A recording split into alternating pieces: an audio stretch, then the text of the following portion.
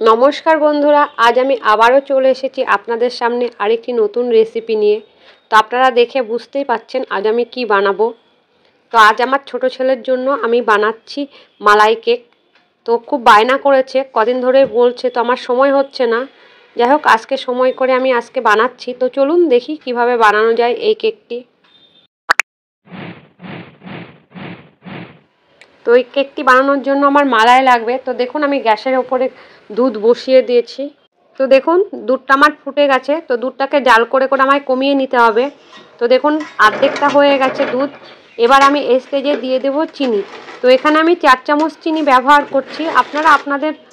আপনারা যে যেরকম মিষ্টি খান সেভাবে ব্যবহার করতে পারেন। তো আমার মনে হয় না কেকে খুব বেশি মিষ্টি লাগবে। তো এখানে আমার 4 চামচে হয়ে যাবে। আর এদিকে দেখুন আমি এখানে নিয়ে নিয়েছি ময়দা। এখানে আমি 1.5 বাটি ময়দা নিয়ে নিলাম। আর নিয়ে নিচ্ছি 1.25 চামচ বেকিং পাউডার। আর নিয়ে নিচ্ছি 4 ভাগের 1 ভাগ বেকিং সোডা। এই সবগুলো আমি একসাথে চেলে নেব। তো দেখুন এখানে আমি নিয়ে নিচ্ছি বাটিতে, যে বাটিতে আমি ময়দা মেপেছিলাম সেই বাটিরই হাফ বাটি চিনি। চিনিটা আমি পাউডার করে নিই, যেহেতু ছোটো দানার চিনি সহজে গলে যাবে। তো এটা আমি একসাথে মিশিয়ে নিয়েছি। এবার আমি দিয়ে দিচ্ছি ঘি। আপনারা চাইলে ঘিয়ের বদলে বাটার ইউজ করতে পারেন। আসলে ঘি সবার ঘরে থাকে, ওই জন্য আমি ঘি দিলাম। তবে বাটার থাকলে বাটারটা দেবেন। 4 টেবিল চামচ 4 থেকে 5 টেবিল চামচ হবে আমি তেল দিয়ে দিলাম। এগুলোকে আমি একটু মিশিয়ে নেব। এই তেলের বাটির মধ্যে একটু দুধ নিয়ে নিয়েছি, ওর মধ্যে 1 চামচ ভিনিগার দিয়ে দিলাম। এবার এটা একটু মিশিয়ে নেব। এবার আমি দুধটা অল্প অল্প করে ঢালবো আর এটা মেশাবো। প্রয়োজন হলে আমি আরও একটু দুধ নেব।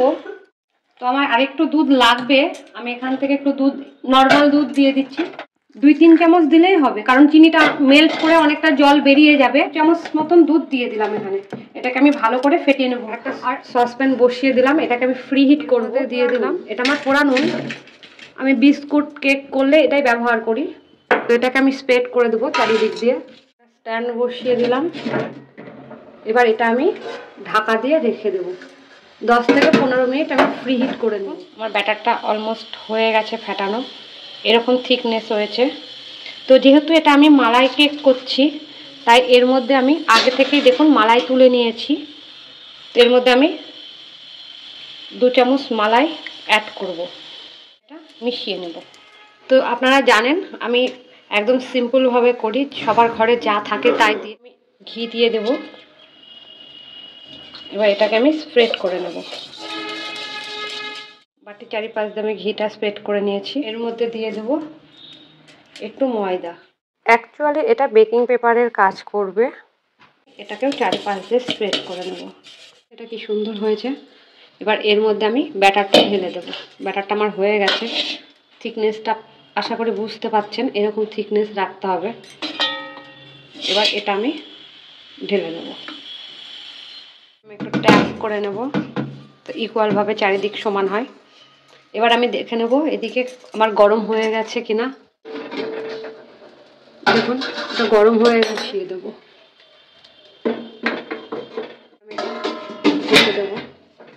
প্রথমে আমি এটা মিডিয়াম টু হাইয়ে রাখবো, পরে কমিয়ে দেবো। আমি মিনিট 15 পর চলে এসেছি, দেখে নেব।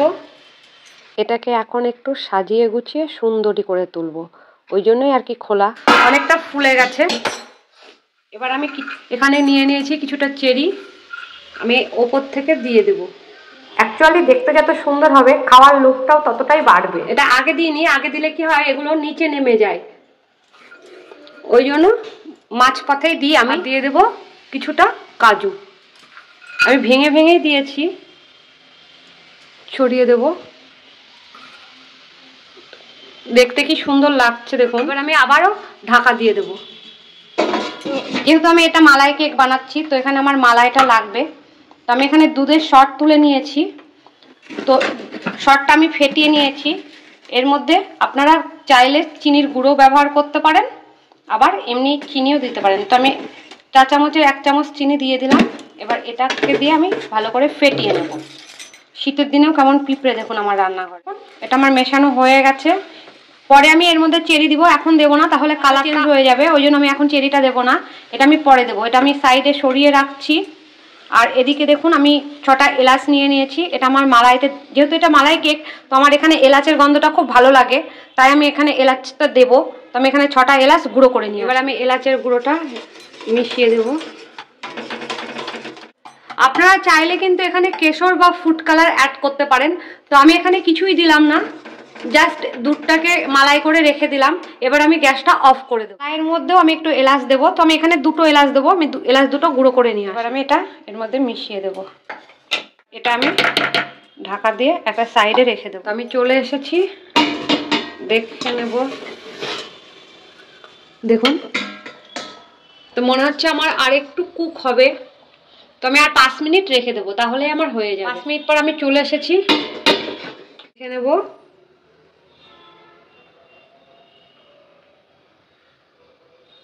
দেখুন, এটা আমার ব্রেক হয়ে গেছে, কিছু লেগে নেই। এবার আমি গ্যাসটা অফ করে দেব। 10 মিনিট ঢাকা দিয়ে রেখে দেবো। তো আমি 5 মিনিট পর চলে এসেছি, 10 মিনিট করিনি, কারণ আমাকে এবার গরম গরম অবস্থায় করতে হবে, খুব একটা ঠান্ডা করা যাবে না। এবার আমি এটা নামিয়ে নেব, নাইফ দিয়ে সাইডগুলো আমি ছাড়িয়ে নেব, তাহলে সহজেই কেকটা ডিমোল্ড হবে। ডিমোল্ড করব। বাড়িটা যেহেতু খুব গরম, দেখুন কি সুন্দর কালার এসেছে। দেখুন বাটিটায় কিছু লেগে নেই, আমার বেকিং পেপারের কাজ করেছে। এবার এটাকে আমি ডিভাইড করব, মাঝখান থেকে অর্ধেক করব। দেখুন কেকটা কতটা সফট আর স্পঞ্জি হয়েছে, আপনারা দেখে বুঝতেই পারছেন। আমি এইভাবে চারিপাশ থেকে কেটে নেব।